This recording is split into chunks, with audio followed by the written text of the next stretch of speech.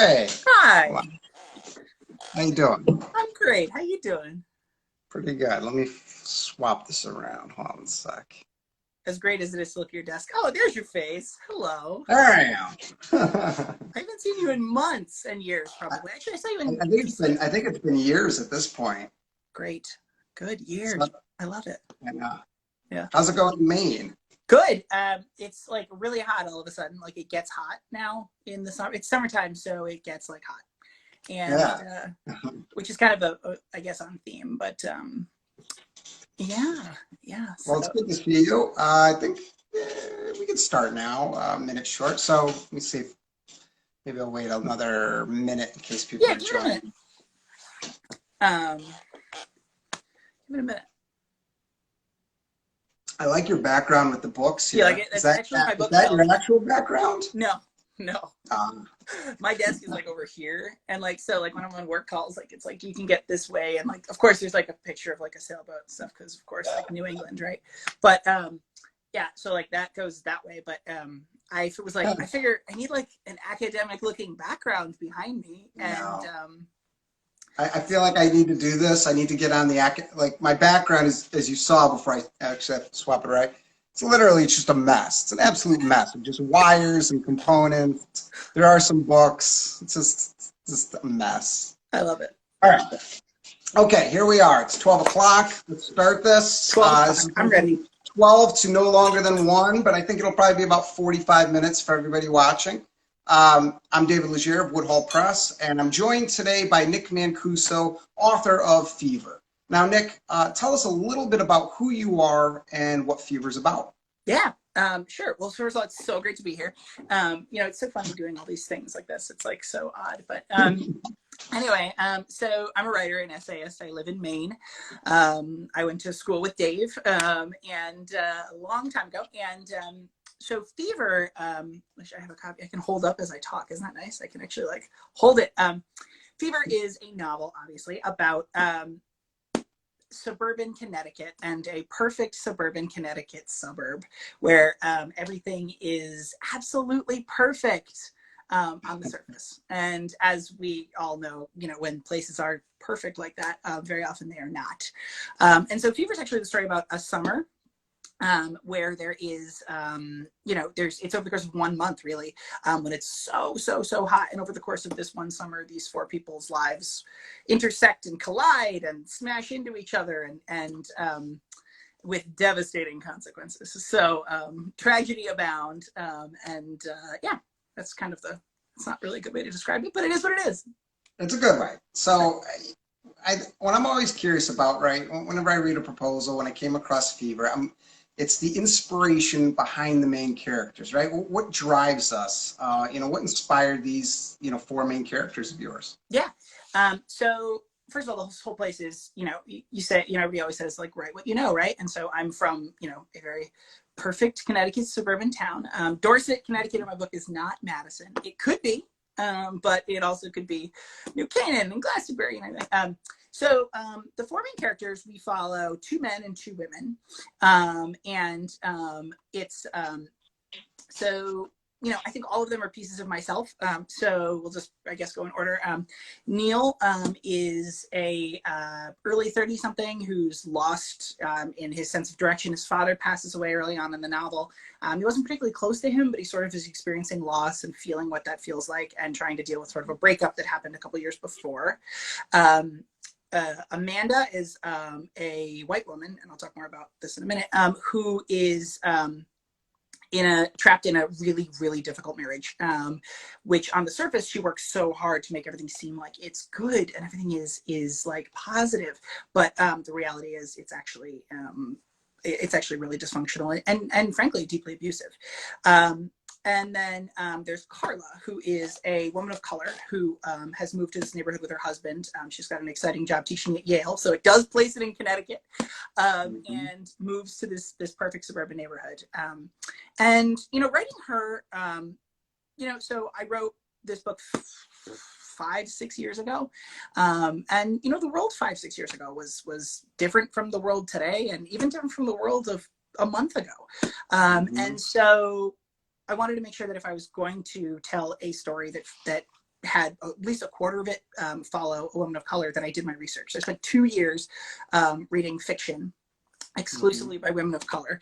And then I took a crack at it and hired a sensitivity reader as well, and that sort of pieces for this piece. And there's like a rolling conversation about this right now, and I don't know that I would do it again. And I definitely am trying to make sure that I'm not taking up space that somebody else needs and doesn't have access to. But her character was definitely the hardest to write. But the reality is that even as white conforming as she and her husband were, I mean, in fact, they had more prestigious jobs and more prestigious education than the rest of the white people in the neighborhood. And they still are not accepted. And there's still microaggressions and there's still discomfort and there's still, frankly, racism. And so writing Carla was actually something that was really hard, and I don't know if I got it right, but I certainly I certainly tried my best to do justice for it. But yeah, and then the last character is perhaps, and this is perhaps a little too revealing, sort of a thumbnail sketch of myself at 17. Although situations are very different. He doesn't have a dad in the picture. I very much have a dad and a mom, and and a bunch of siblings. And he's trying to sort of find himself as sort of he enters his last year of high school, and sort of as his friends are starting to get ready to do the college thing, what does his future hold? And so over the course of these 4 weeks, these people all intersect and collide with each other. And so it's kind of a really long-winded, but it's 4 characters, so you kind of have to like go all the way around. And I like how you embrace the fact that one character, right, is modeled off you, because everybody writes, and I see this across the board. Everybody always says, "Oh, that character's just nothing like me," and then you read it and you're like, "Pretty sure this is a little Oh similar." yeah. Oh yeah. And I like it because we write from what we know a lot of times, right? You write what you know, and I think that's good. So now that we know what Fever is about, why was it this story that you had to tell? Like, it's a major undertaking to take on a book. A lot of times people start it, they stop, they come back to it, but you did it, you published it. It's a wonderful book. Check it out if you haven't read it already. But why did you write it? That's a good question. So I grew up in this place, very much like this.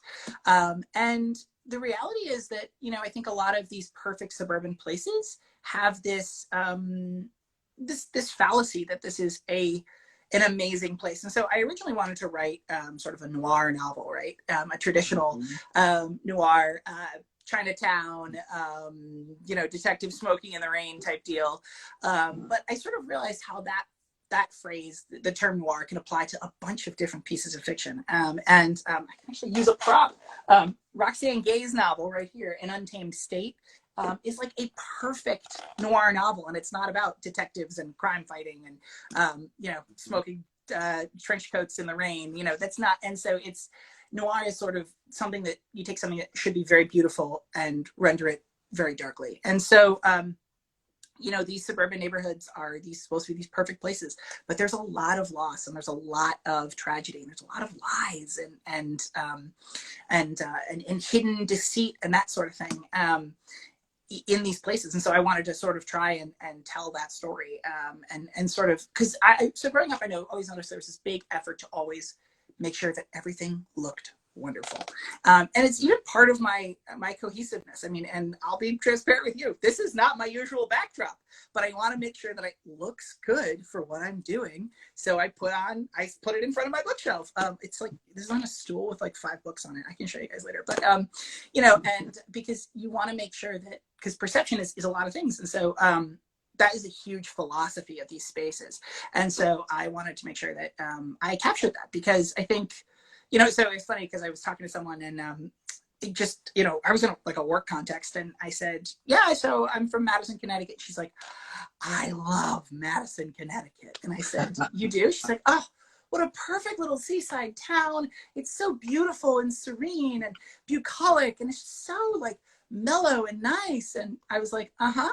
And then she's like, so what are you doing? I was like, oh, I wrote a novel. And she said, what's it about? And I was like, it's not like Madison, Connecticut, and maybe it's not as bucolic and perfect as everybody thinks. So so that was kind of the inspiration for why I wrote this. And I just started these characters go through different things and experience different things. And over the course of like these weeks, I there's so many little tiny things in here that like I've borne witness to that are just like somebody, somebody talking shit about somebody who serves wine in the wrong shaped glass. Like that is a thing. Like people get upset about that. Like what? Like, well, this is obviously a white wine. Why would you put that in a red wine glass? What? In what universe? So that's definitely something that is like a big piece of it.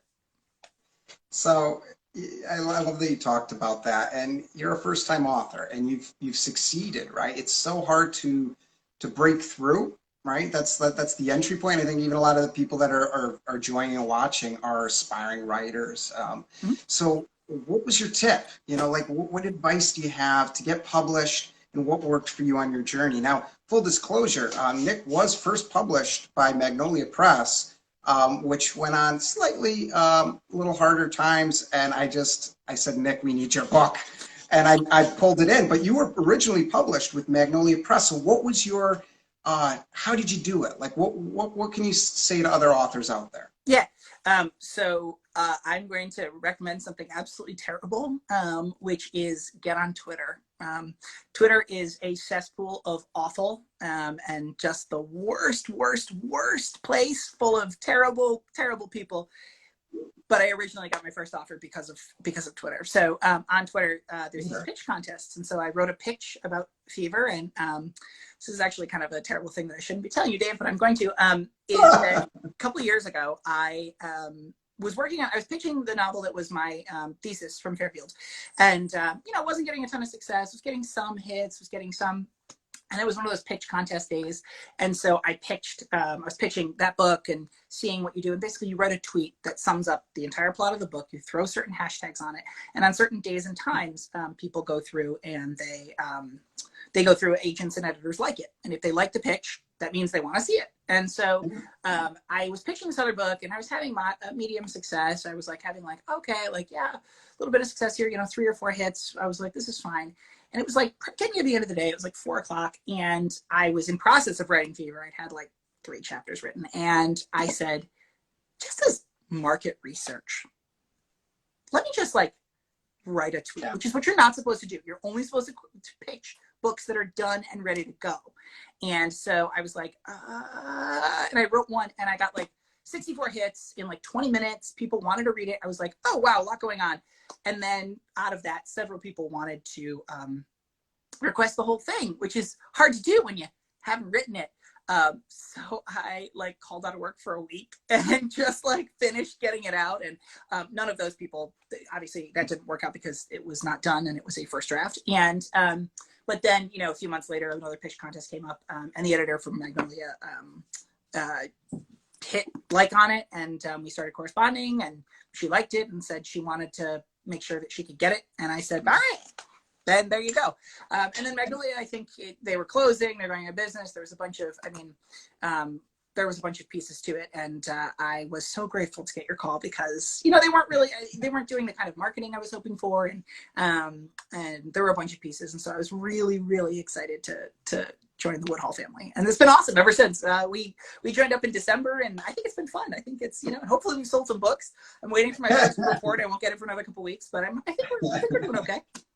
It's going well. And I love that you bring up the fact that you did slightly unconventional marketing of yourself, right? You used Twitter and you created a product that didn't exist. And you actually read that more and more. If a lot of these self-help books, right? And these business books always talk about selling your product first to first determine whether or not there's a product. Now, a good example of this is people will sometimes create a website, right, for a book that doesn't even exist. Beautiful cover copy. It's perfect. And then what they do is gauge whether or not people even are interested. And then they actually create the product. I'm not advocating that, but I do see that there is a method behind gauging whether or not, with a little bit of market research, you want to just invest this time into it. So that was good. I like that. And honestly, I've been doing that sort of in a subtle way with some people, because I sort of have 3 projects right now that I have no idea which one you guys are going to see next. But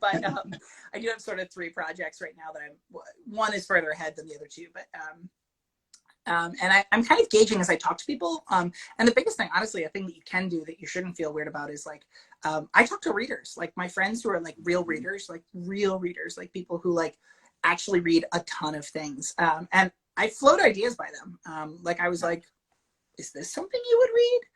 Do you want to read this? And I see what they say. And a lot of times it's like, no, no one wants to read that. Put that away. And, other times it's like, yes, write this now. So that's a good thing too for market research. Just talk to your friends who are good readers. I'm glad you brought that up.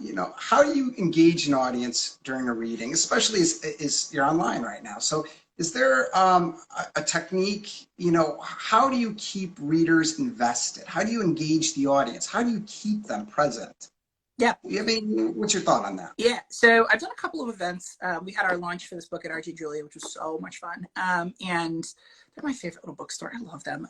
And one thing I found myself doing, and maybe this was because I was a little anxious beforehand, so like maybe had a glass of wine before I went up. And I found myself in the middle of the reading doing voices and mannerisms for the characters. And I was like, why am I doing this? But I couldn't stop myself. And people were laughing and engaging with it. And I was like, oh, okay. All right, cool. Which is not something I don't have a talent for that. I don't think I can do. I don't think I should do voices and things, but I definitely found myself like, there's this like very like toxic masculine broy neighbor dad man who like, when his lines came up, like I delivered them like this, and I was like, what is wrong with me? But people thought it was fine. And that's also how I imagine he sounds. And so, the other thing too is make your reading selection ahead of time. I learned a lot at Fairfield, going to all of those great readings and all of those. And I think I saw Baron Wormser join here, and Baron is such a great reader. And it's, I've seen a lot of, you want to make sure that it's contained. You want to make sure that it has a beginning, a middle, and an end, right? That like it all goes together. And so, without requiring too much backstory, I've seen readings where people will be like, okay, so here's the story. The boy wizard is at a school, and so far he's made one friend, but not the other friend. And one teacher hates him, but there's a wizard who wants to kill him. I'm like, that is way too much backstory. Like, you got to kind of like, because the idea is that when you do these readings is that people will then read the book. Right? So one of my big things is I always try to make sure that I pick a section that's enclosed.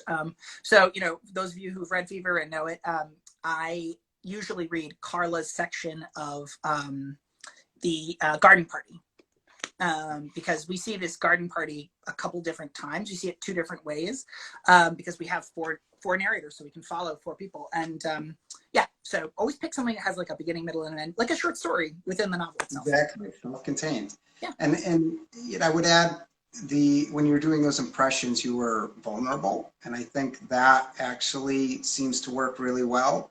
I do a little bit of teaching, and I've been observing other teachers and how they engage with classrooms, and it's kind of lowering the walls and stop trying to pretend to be who you think you're supposed to be. And if you just kind of like fall into it, it seems to work better. But engaging in 2020, right, radically different from 2019.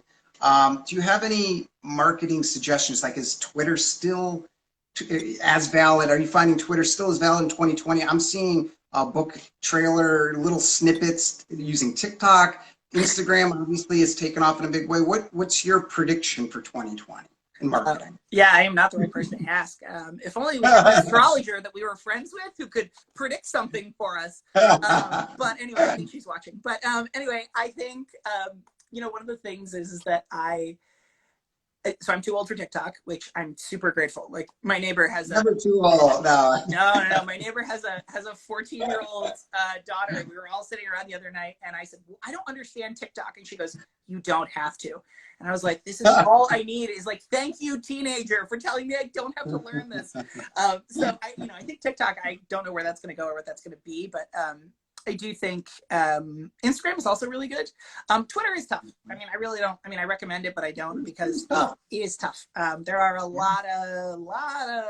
I'll just say there's a lot of Nazis shouting in the wind, right? Yeah, you're shouting into the wind. You got to build a platform, which is a little bit harder to do, and there's a lot of like bad people. There's a lot of Nazis and faceless people and white nationalists and like when you post stuff, like, people come at you and like. Yeah. People subtweet you. Like, I've seen that. People like subtweet me, and I'm like, are they talking about me? Are we? Like Twitter stuff. If you can stay in the writing community groups and stuff on Twitter, that feels a little safer. But even then, there's always like conflict, and it's always like very like Yeah. So Twitter, but I still think Instagram also is really good because you can always see what people are reading, which is good. You can always see what people are talking about. You can always and the visual piece I think is nice as well. It is. Yeah, no, so I definitely Instagram probably. I don't know. I'm really bad at the social media piece. I try and keep up, but I'm like, now I think I'm getting too old. I'm like, is this happening? Like, You're not. No, no. I'm older than you. See, never. Just. I always tell myself, never too old. I think it's actually shifting out a little social media, and I think you're going to see book clubs are going to become even bigger. I hope so. Book clubs are really growing steam. I know a lot of people. You're at home. It's a pandemic. You still want to be social. I think getting involved in book clubs could be really useful in 2020 and beyond. Yeah. All right, so 2020, massively different year. Have you changed your approach to sales at all, right? Right now we mail copies. We do a lot of catering to people that don't want to go to a bookstore. So we'll go ahead, we'll process your order and mail it ourselves. We make sure all books wiped down. It's all COVID-19 free. So it's a slightly different process. Have you been changing your sales strategy? Yeah. Well, first of all, so I've definitely been dialing back the amount of promotional posts I've been doing, at least in the past few weeks. Not so much about coronavirus, but more about the revolution that's happening right now in our country. Because I think the last thing we need is like one more white guy being like, buy my book, like in this climate. So I've been like definitely for the past few weeks trying to like dial it back, not do less like, do less hawking of it, just to be respectful of what incredible change is happening right now. But I also started, this was before the movement was active in the past few weeks. I started doing for folks who wanted signed copies of the book, sending book plates, signed book plates. So like, if somebody sends me a thing and says, I have a signed copy, I literally sent one out to like my like third cousin today. Cause my father was like, he needs a signed book plate. And I was like, all right, give me his address. And really easy. I just print them on stickers. I had a friend who may or may not be watching design it for me. And I just write a message and sign it. And it's like I held the book in my hands and signed it, and you stick it on the inside, and there you go. Something cool that I've been seeing, I had an author recently contact me and sent me a CD of music she made to accompany the manuscript to listen. So it almost becomes like a cinematic experience. And the same author is working on a poetry collection, and she records the poetry because the sound of her voice is so powerful. So that way, when you read the book, you can also listen to the CD of her reading it while you're reading it, right? So there's some really clever things you can be doing with audio. And I saw a question from Maria that about book clubs, and Woodhall doesn't have a book club yet, but we have it in the works. We do have a podcast launching next week called Publish This. I'll mention it again at the end. And the book club will follow, and a newsletter. So we're ramping up all things for people to be at home and experience, I love that. I wish who said it that it was a Kurt Vonnegut who said every writer wishes they were a musician. I thankfully do not have that ability. Well, you know what? It would be interesting if you could even record maybe some sample chapters in your voice, like read them. Even put it on the Woodhall website, right? Like a sample, like listen to the reader read the book a little bit. Absolutely. And then if people like it, well, then there's your podcast. You read sample chapters. I'm amenable to. It's the singing and the music part. That is not something I can do. It's all right. So looks like kind of we're approaching 12:30. I'm going to kind of bring it to these 3 questions. Now, these are at the end of every podcast episode. Publish This. First episode next week. We ask 3 questions. And first one I ask because I'm interested. Coffee or tea? And I ask it because I do coffee. I have friends. I'm just always interested because in the world of writers, there seems to be a strong divide. They don't really walk the line. It's coffee or tea. So are you coffee or tea? What do you think? Wine.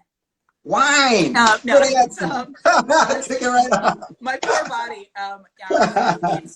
My poor body is like subjected to coffee till like noon, and then I drink nothing until 5 o'clock, and then it's time to uncork. And so, wine is the Wine. no, but definitely coffee. Tea, I don't. I like well, coffee and wine kind of go together. There's that darkness to it, and so that works for me. All right. Next, a little bit more. One quote, motto, song that kind of gets you up every day, inspires you as a writer. There's something, right? For whatever reason, for years now, this has gone on for at least 6 years. When I start working really hard, I hear that song, Taking Care of Business, in the back of my head. And it's like, it drives me bananas, but I also recognize it's my own internal song that's telling me I'm being productive. So what's your motto, song? What gets you going? Writing, it's always, I just need loud music on to actually kind of, the loud music distracts the other parts of my brain and lets the art part come forward. But my personal motto and my personal philosophy and belief is actually a line from Star Trek, which will surprise no one. I thought you were going to say that. There's always one, but it's not a well-known one. It's that the best way to know yourself is to know others. And I love that's like been my core philosophy my whole life, is like the best way to understand myself is to know others. And I couldn't believe how well like that summed it up. And it was like this like very tragic character, very sad, and but that was like her like enduring legacy. And I was like, that is such a thing. Like that's like, if I had to get a tattoo, which I am like never gonna get a tattoo because I'm not like brave enough, but that would be a quote that I would consider because I believe the best way to know yourself is to know others. That's good. And last, before we depart, is any final tips or advice for the viewers listening? If as a writer, like any final thought? Yeah, read everything. Read. Yeah. A good writer friend of mine, when I was doing like an AMA, and she was like, I asked the question, I was like, well, what do you do when you don't feel like it? Because everybody who does this knows that this is wonderful work, and it's exciting work, and it's great work, and it's also the worst work in the whole world. And so when I don't feel it, and I'm not vibing it, and it's not working, I find that like I just need to read more. I just need to spend more time reading, spend more time with good fiction. So like, for example, with this new book I'm working on, one of the new books, I before I sit down, I always read a little bit of whatever literary fiction I'm reading at the time, because it's just going to be another literary fiction novel. But and so right now it's Conversations with Friends by Sally Rooney. And so I read a little bit of that to like get in the vein and feel it and feel what's going on. Now she's like an absolute master, like, oh my God. And so I will never write that well. Sorry in advance, Dave. But so that's definitely something, is read as much as you can. Just read it all. This has been a pleasure. I've been here with Nick Mancuso of Fever. If you haven't read it, check it out. And stay tuned for the Publish This podcast launching next week. And we'll continue to do these Instagram lunchtime chats, if not every week, at least every other week. So thank you for tuning in. Thanks for having me. This was great. Bye, everybody.